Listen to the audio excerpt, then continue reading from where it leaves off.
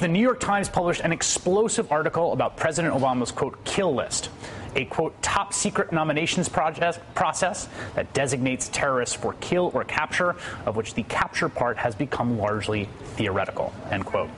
The piece details the president's role in regular Tuesday counterterrorism meetings in the White House Situation Room, where he pores over suspected terrorist bios and decide whose death to order next.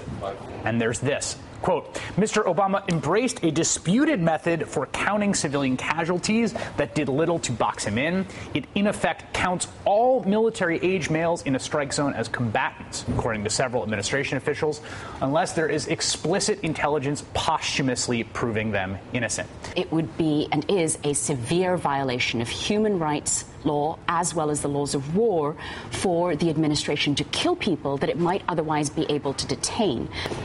We have had a program that was begun under the Bush administration, but vastly expanded and accelerated by the Obama administration.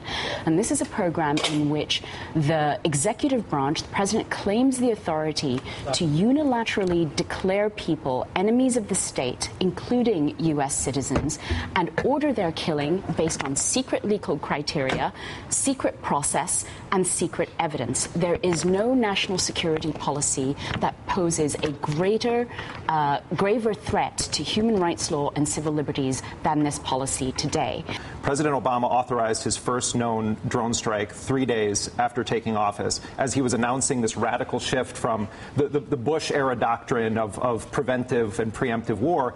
President Obama is running an assassination program where, in a 2-week span in Yemen, he killed 3 U.S. citizens, none of whom have been indicted or charged with any crime. And Abdul Rahman al-Awlaki, a 16-year-old U.S. citizen, whose only crime appears to have been that his last name was al-Awlaki, was murdered in a U.S. strike. And there has been no explanation as to why a 16-year-old U.S. citizen was killed. There is no indication that any suspected militants were killed. There's no indication that any known al-Qaeda figures were killed. That family deserves an explanation. The American people deserve an explanation. The most dangerous thing I think the U.S. is doing, besides murdering innocent people in many cases, is giving people in Yemen or Somalia or Pakistan a non-ideological reason to hate the United States, to want to fight the United States. Non-ideological reasons, meaning personal vendetta, is much more powerful than we hate your McDonald's, we hate your freedom, we hate your Christianity. That's real to them. In fact, I can say that the types of operations that the U.S. has been involved in the counterterrorism realm, that nearly for the past year there hasn't been a single collateral death because of the exceptional proficiency, precision of the capabilities that we've been able to develop. That's one of the chief counterterrorism advisors to President Obama, John Brennan. Here's PBS did a frontline documentary on al-Qaeda in Yemen. Again, Jeremy, you just got back from there, been doing reporting on it.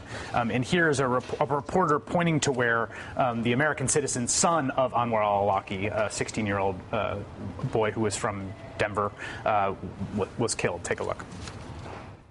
These are the spots where the son of the American preacher, Anwar al-Awlaki, was killed. His son and 8 of his friends were sitting in this place having dinner, and they were targeted by one rocket here, another rocket there, if you see this big circle, targeted them, and then another rocket beyond this area.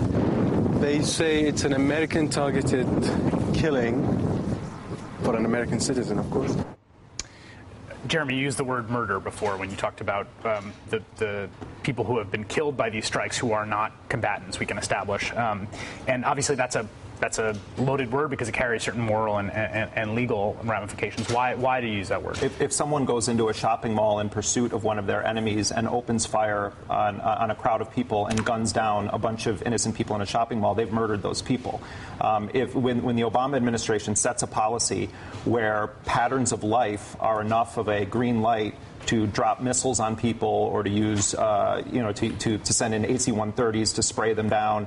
But that wasn't the case here. You're talking about a targeted person here. No. That's not. But if you go to the village of Al-Majla in Yemen, where I was, and you see the unexploded cluster bombs, and you have the list and photographic evidence, as I do, of the women and children that represented the vast majority of the deaths in this first strike that Obama authorized on Yemen, those people were murdered by President Obama on his orders because there was believed to be someone from al-Qaeda in that area. There's only one person that's been identified that had any connection to al-Qaeda there. And 21 women and 14 children were killed in that strike. And the U.S. tried to cover it up and say it was a Yemeni strike. And we know from the WikiLeaks cables that David Petraeus conspired with the president of Yemen to lie to the world about who did that bombing. It's murder it's mass murder when you say we are going to bomb this area because we believe a terrorist is there and you know that women and children are in the area. The United States has an obligation to not bomb that area if they believe that women and children are there. I'm sorry, that's murder. Is that our policy is actually giving a greater incentive to people to become terrorists or to become insurgents or to become rebels against the United States.